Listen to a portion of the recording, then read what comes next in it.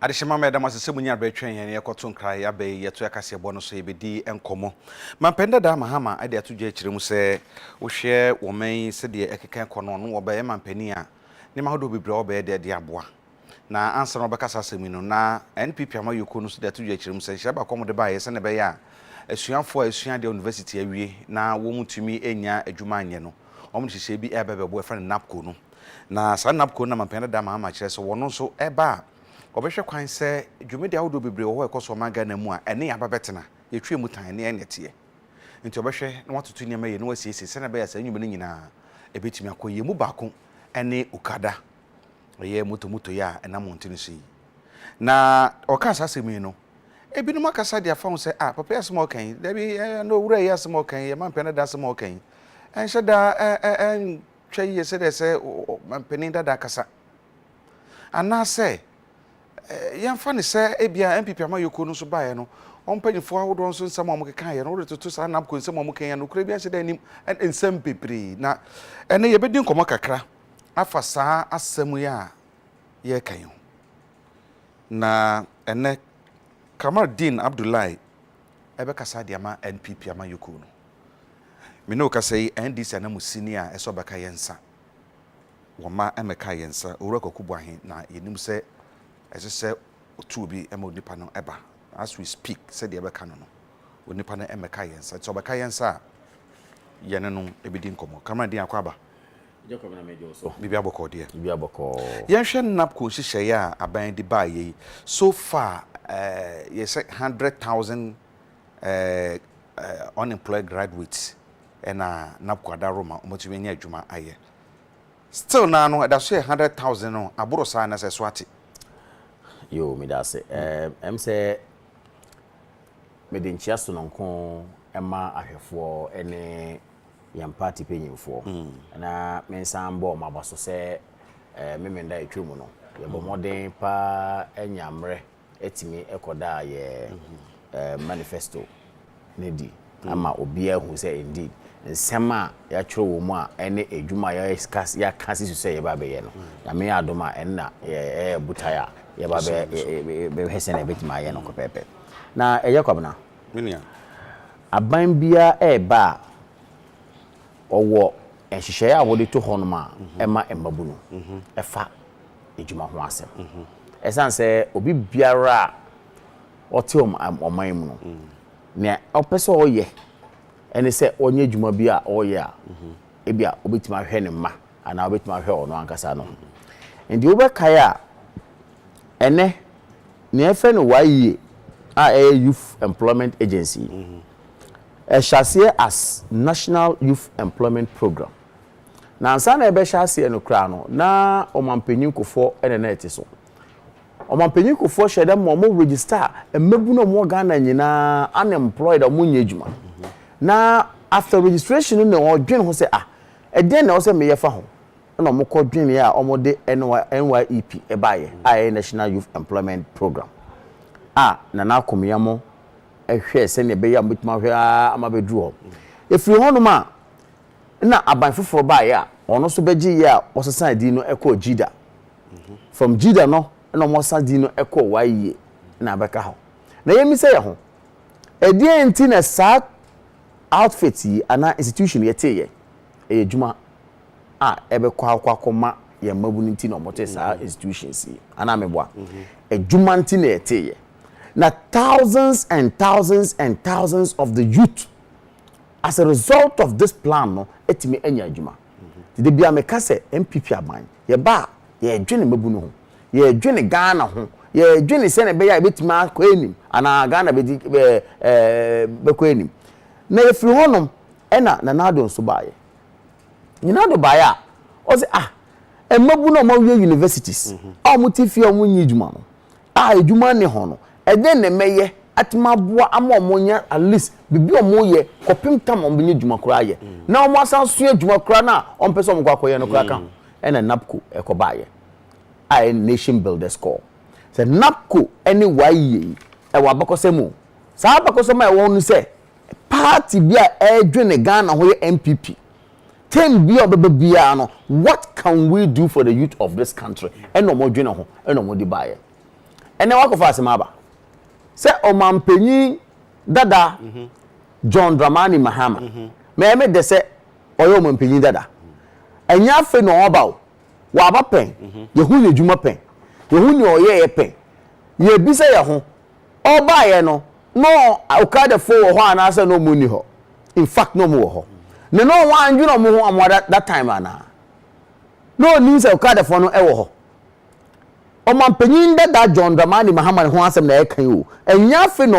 oba wa ba pen Obaya as vice president of be president for 3 months for the first term of Atamals and year and Osambe be president be for 4 years na Okada eni Ghana na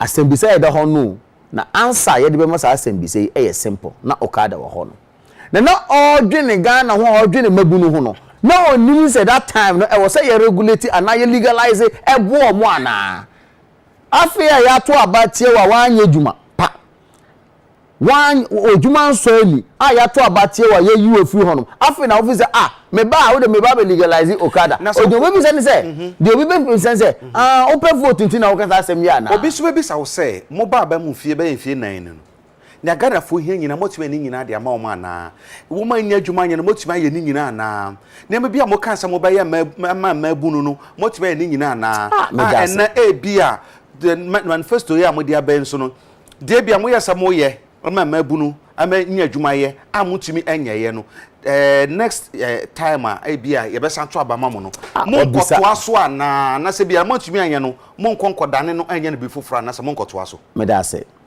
ade ne se odwene ho na se wantima anya ne nyina ene be ka se wantima anya ne nyina wadwene ho waka ho asem ene wantima anya ne nyina che se wo otiri po say at least adewe nka mba be ye na bia emre ana time na nanto amwa wo. In the first place 2012 manifesto of the NDC 2016 manifesto of the NDC na Okada asemo wana no mo ahye Okada bo there be nti sa adwin pona na me ka ho asem no mo ni bi kra they've not even thought of it but yen what be question say na 4 years aban betimi dia bibia me say there be on timi fanya bibia. However, on the 17th of February 2020 aban we instructed MTTU and MTTD police department no motor traffic unit ka chomo say munhwe se na be ya betima hwe se nkrata bi be firi aba to interior na atena se betima regulate sa Okada and motorcycle and tricycles ya say bibi sa na akoso da and it has been on yen na betima akese 4 years no ebia ya antima anye ne nyina. Then we have more 4 years to go. Then we have started say ye engage omo. Ye started say ye engage omo no. Ye mom na nke be ka say ye wo dwene pa ema Okada fo. Na no nim. I come here so obi binom kan say bi. Obi ka say I come here so Okada asem ya mampene da Mahama kan ye no. Abom hu e wo kwan bi so. Utie social media handles out on wo mo kan say abom hu se mo hu say e ho na ye bebi obetumi nya vote point na mo ye bebi sa. Debi. Menia ade a eye ade kese pa emagana fo nyina eye adesua omo se men kan so de bia beka metaham ene metimi afabuka metima kankan kakra menua Chris chro bebrei enyimrei eye school wotima konti na otimo chro as eyi no ana adesua ana ama no sa kwan a wotimi ye no education ena obi ka se akola wie school na why ye the hon mama me hwese na me ya metuma abo no ana wie school na napko ho mama me hwese na me ya metuma abo no na obi so say de betuma ye say mo nkope Okada na me ba me legalize Okada sa nipa no eni nipa na o ka say at least mama pe education ho asem kwan ma obia obi owie so a wanye nimdie at the same time say adwuma aka ho because without education trust me it's difficult. Enti Okada na sise ben na wo ho a mugidi say legalization also be legalized na dey na wo ho a mususu say enhyeda emwa ana say enu nti no amanfo atwro ma hyeda akenkan articles bebre efa Okada ho na ma hyeda nso akọ out e wo Nigeria say na ye ya be legalize Okada say na ye ya Togo be legalize Okada ma hyeda akenkan articles bebre e wo ho o assess ya ejuma bebre wo ho ene so fiti ya na o legalize o ejuma bebre e wo ho because efa nipa nkwa ho accidents bebree ewo ho no da ho na aside that nso no discipline characterizing the usage of motorcycles nso so eka ho no one bebree wo say mo yanhwehwem nti na eka say entity for no mo ntwese na be ya motuma regulate mo man paper through our interior ministry. Then it comes to government be at cabinet level no yatima discussing. But of course we haven't gotten there. We have not mentioned it. But I'm saying there has been a process in place to ensure of course there has been a process in place. I mean can say man can't see say yeah Bible legalizing absolutely. But you see okay nipa obepe se be ya education ho asem ana what's the name o future ebe bright any nipa obeka cha say no problem once you are engaged in okada whatever me ba me legalize it me kind of trasa no ko so legalize it. There are two issues here, and for me I will go for the one I'll be taking the time iron share be or this share be to coin ebe boa se na be ya obia be jetum obia jituma no wa se na be ya obetima boa amasa legalization so NDC and MPP yende ya can't say we are marching forward and making sure that we create jobs for the people me that say me that say you are creating so pa me that say o me hu o keep so wan anya yitiro wasa we be kan ejiri mate ora kwaba eje so yedi nkomo na obepie so sure na die ya kan sa napco any legalization of okada no ede na mo kadia fo okada no mo ede na mo ye ede important na mo ye ede fo o say legalization ti sa legalization no ede na wo mu akasa pa a mo susu say no betumi aboa ama okada dwumade betumi akona ni ma chense de sesiti eje komna na edika ma menchia tifo omunye kwa omunhwe ya nyumre na menchia menua Kamaldin oya me ko panelist awa ha asam ne yatiewa but before makoso a chirichiri mo ninti a ehia se okada ya legalize na ya regulate properly no I want to make a very emphatic comment about 7 December elections.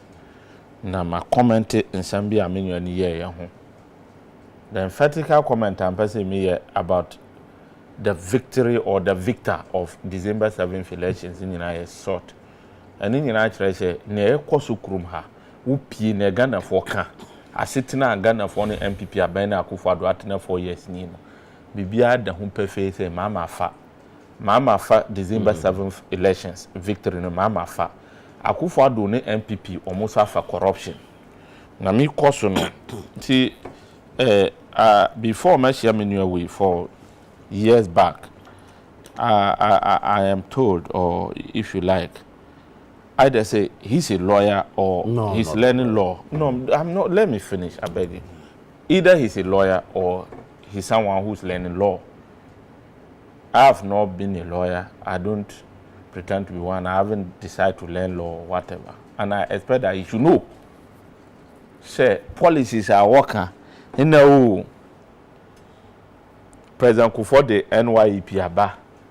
Na ya sisa ade akọ NYE Enigida. I am bringing law legal aspect for a reason, not for any personal you know. Ninti a media no buy and say because I expect that I should know better because ninti a edini sisa nyina because ejina say eye NYEP no sad time. There was no legal backing.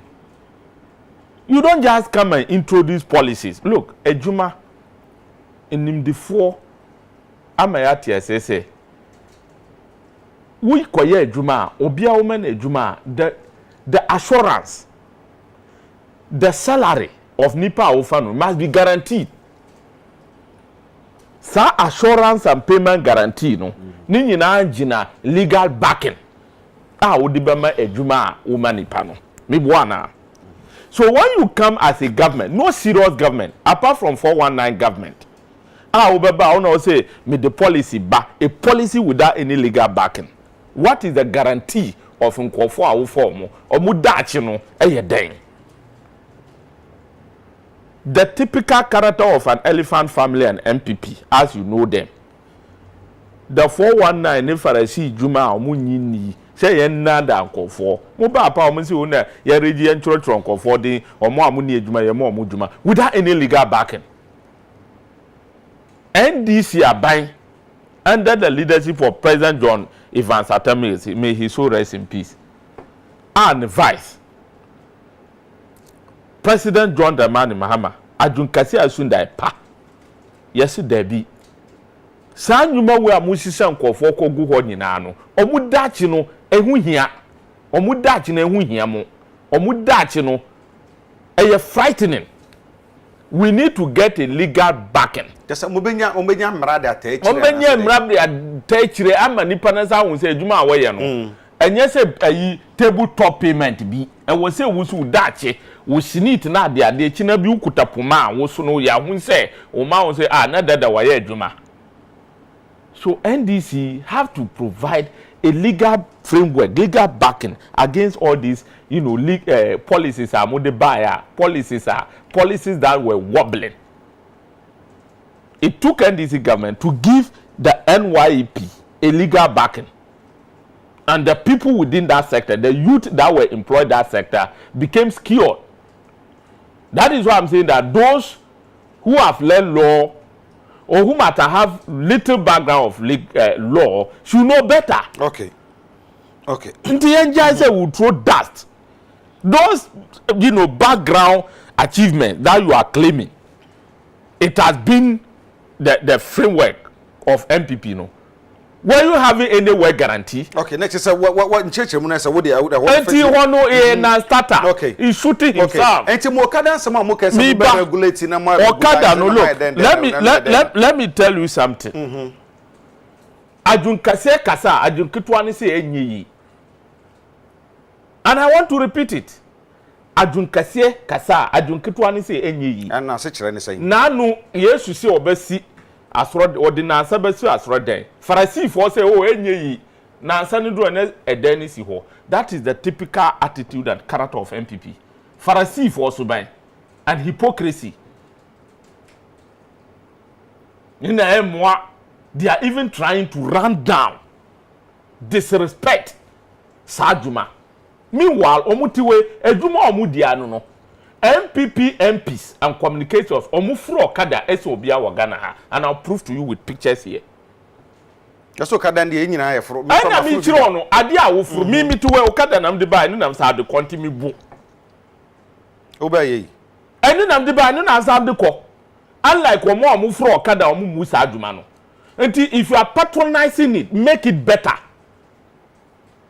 If you are a critical thinker, a deep thinker, mani wow, utinas moto so nene wakano. You think about assurance, the guarantee of muninamu lives. And then you can say adun kasiye, and ye kasa wawa, and ye tro. And say then I'm obey fa. Ne ye be ni say President Mama say, any NDC aben say, ye ba power. Inshallah, ye be power 2021. We are going to legalize and properly regulate. Omuntie ni ya sora omu na esi brofo de broni ba akrom ha no omu kwa na esu ya brofo obroni ba akrom ha no MPP fo nkwa na esi ya broni na oka brofo team nti omu ti brofo se omu nyina no nti omu ntie sa brofo na omu titine ya no eni na ekato omu ntie ni. We are not just going to legalize it. We will legalize and properly regulate it and train people who are going to be riders omu amukoye sa adwuma no. I'll come back for some before so that yes. Minu kase. One obi a wafaka wasi mi loading kwafo ko kumase ne enkranu kumase. Enkranu wini ba abra won lances. Abra won fantitiye mu. Abra won ko test ama ya hu say papa we driver papa onim ka kamba. Is that happening out to Okada riders? And yes, obi asori a otumoto a ofamoto a otumitu an oko. You can say regulate and properly train. And no is simple. And we say we work rata say we will be a yes certified say we moto campa. Ultimately, Juma without causing lives. Yes, some moto riders see themselves more license. And I mean, how many? I just come now look. This is a big platform that we don't pretend. Ya kasa ha ya ni Ghana for na kasa. Okada for no muchu moto. Do you say? Who parade 10 or more licenses and do 3? That is a fact, a bad fact. Anything change. Look, a idea I don't work clear say obia was you. This is an Okada riding no. One of the most honest source of employment for many people in this country. That's a fact. The most honest source of employment. Ewo nipa dodo, mabunu dodo ewo kurum ha. Ayo Okada riding. Wodi hu nchanye enye enti no. Enu twinchen mo legalize another economical viable subsector. So when there is a traffic lockdown, the most essential and easiest service provider ayo Okada. Enti mo ba regulate na mo ba regularize na ma regulate na proper exactly properly regulate. Okay. So when you have a president, a leader, we can say look, this most important and essential service provider when there is a traffic lockdown in urban areas, a economic viable sector in other rural areas, you better regulate it properly, you better legalize it properly, regulate it. Now we say then you are not ready to lead this country. You are totally visionless and nothing. Now me the now who look me no can say MPP hypocrisy Pharisee for subaya ewo momo. They pretend to be white. Ebi na me no eto a what shafugu fita. When you fugu every one about say na Asian money black. And I'll give look. My woman me say calling so who so man me say MPP no example me wa picture and the one example MPP calling so who so man why den wo program na why den wo program now who say there was traffic lockdown. The only way he could get to the program was to join Okada. Me say oni asese so asem akeme me da say representing what tell ma san kasa bi obra twam me da say kamera di yes sir kamera di ma me hwe Okada na yeden ya ne ya betena enti said o kan na brofo no o say legalize and properly regulate their programs and activities. No no say wo mutumi nye no mutumi nye ana say ade yentumi nye Jacob now. I am scandalized this night. Adenti. Say MPP enya yenye vision. MPP e Pharisee for MPP ade papa bia e ba Ghana yempe. Hey! Vision na obi wa from 2008 okacha say yemma mabunu ko school yemma mu ko school. Mo ka kire say ehu hia. Mo vision. School ko nye Okada riding na ye e na ho mo vision. Vision na yenya ya say Ghana for pomodin ehu hia e wo say nya card e mo say ehu hia mo sorry free parliament more vision. Interesting. These are men of vision because we have Okada. Okada and two of vision. Vision ayenya ya say Ghana for yenya Ghana card mo bibiara no bia timi who citizen and non-citizen mo say enye more vision. That's vision. Omo can say nya na say omo raise consensus against it. They went fighting it. That's the point I'm making. Fighting today, us in what? A whole education. Mukachre say it's not proper for us in this country. Now about the same education system. More vision for education. And because today you have mentioned Okada, something already that is trying to go through a process of regulating. More has a more vision. Hey, Ghana for more to Abama NDC amodi. Seriously. If this is the vision that NDC has, the vision Okada regular, say you're legalizing Okada, then that's terrible. Very serious. I'm being honest with you. Jacob na, omo Okada wo krom ha. Sebi. Yeah, you free stream. Yeah, no doso. Maybe the company, ono so a company. I am not. You are not. What are you? I'm a bursary. Oh, a bursary, very good. It doesn't matter. But still not now. Yeah, a bursary. I'm a proud. No, please, I beg you. That's good. That's all of us. And now, oko agbogulushi. Oko mia other areas are omo ye Okada yi. Nordness see any voltage see any Okada juma. I will never be against somebody who is doing something to earn a living. Now, so it is still important for us to make sure say the proper process is not laid down to make it. And na Michelle say catch us no on your mind. And I'm saying ya afin na nana the first John Mahama or be president na. Or ya president na Okada Okrumha. Why didn't he legalize it then? When he was president in 2012, tail end, coming to 2016.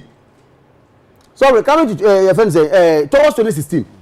Na oya president Okrumha no, na Okada Okrumha. What didn't you do? Vision for one legalize it. And then the one just have vision. And then the one just have vision. So far, most of them legalize it up till now. Listen, my example. I catch you say be a process. Emra at the honoma against motorcycle usage for commercial purposes.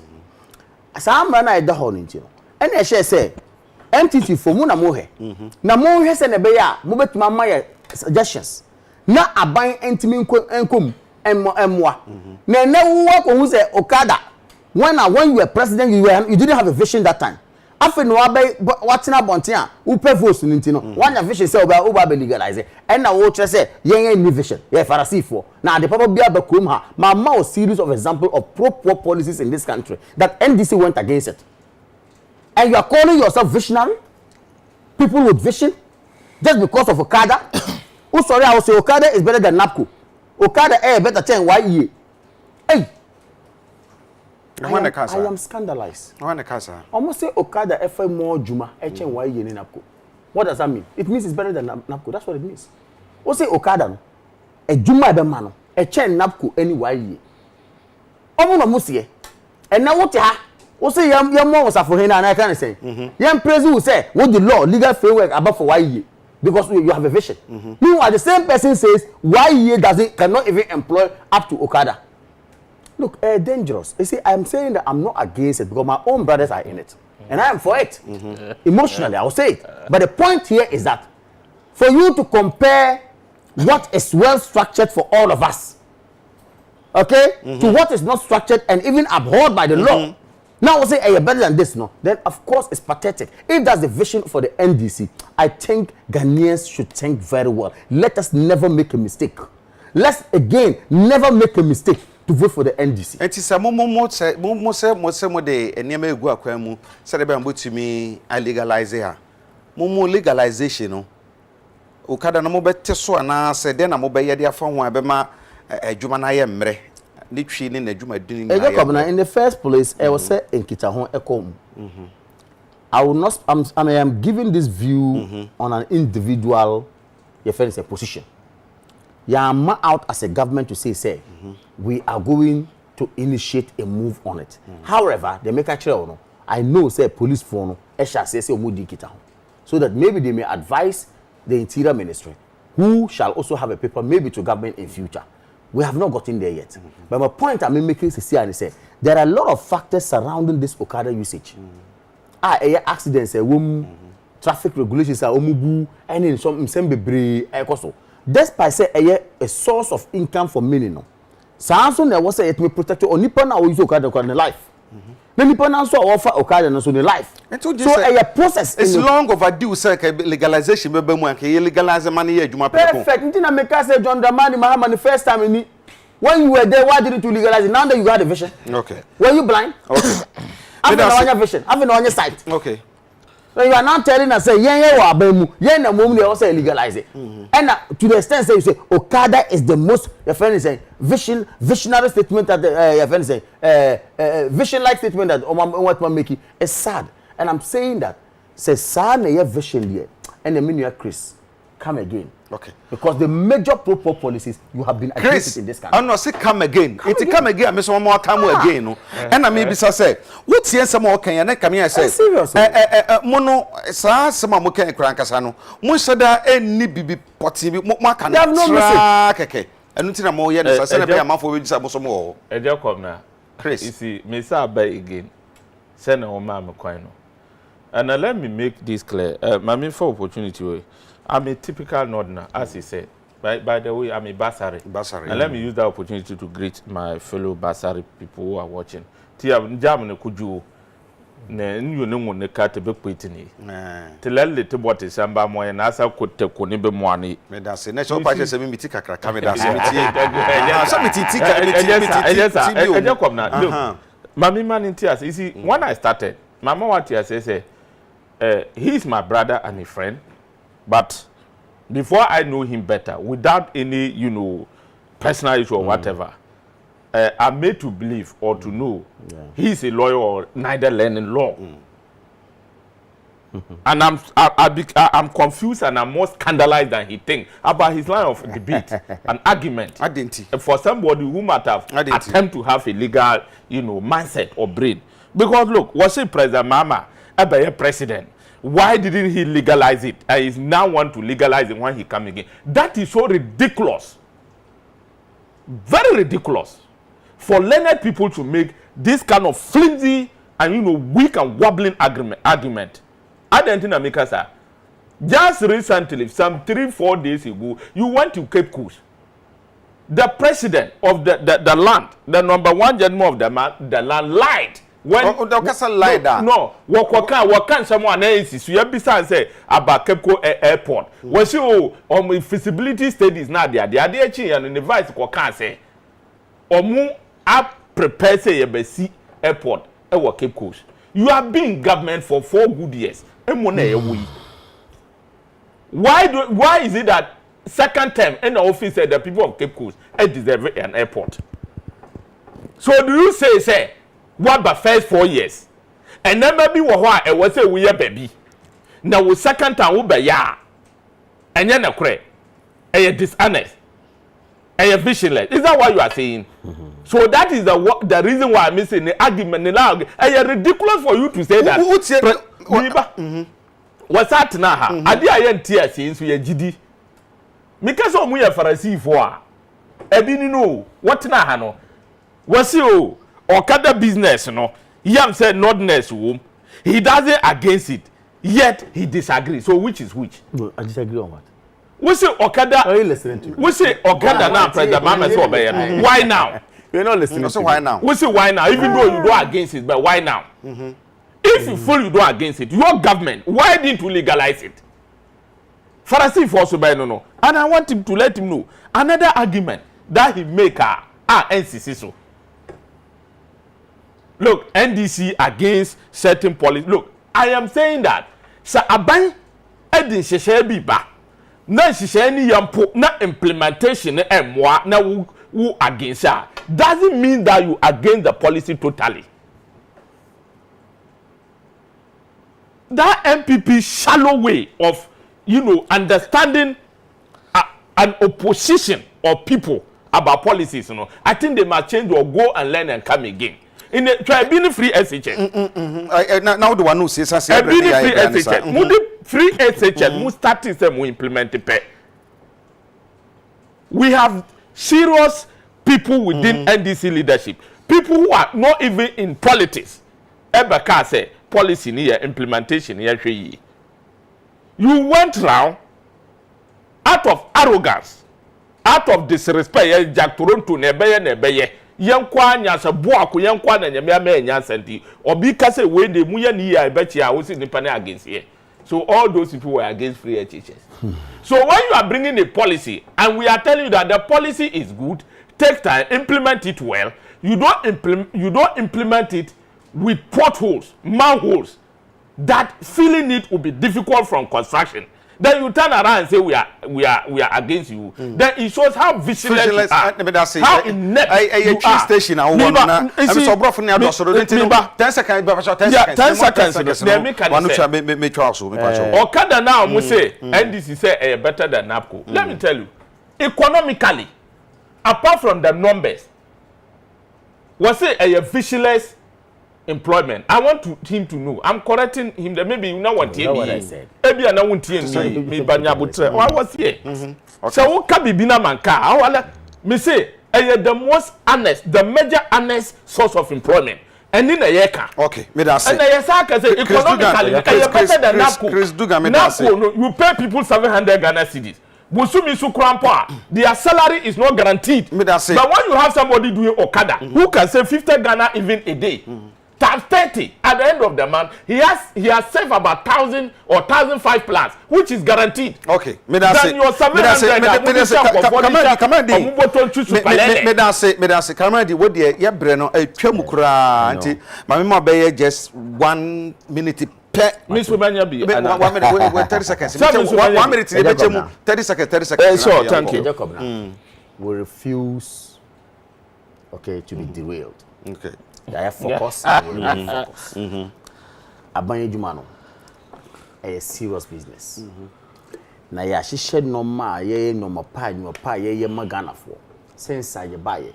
And the MPP dey bia me kan say mo say ye ba. Yen na adwen nipa ho yi papa. Mama examples of normal almost went against it, and yet ye jina pinting etimi making sure say ene ono kra what he all benefited from some of the policies.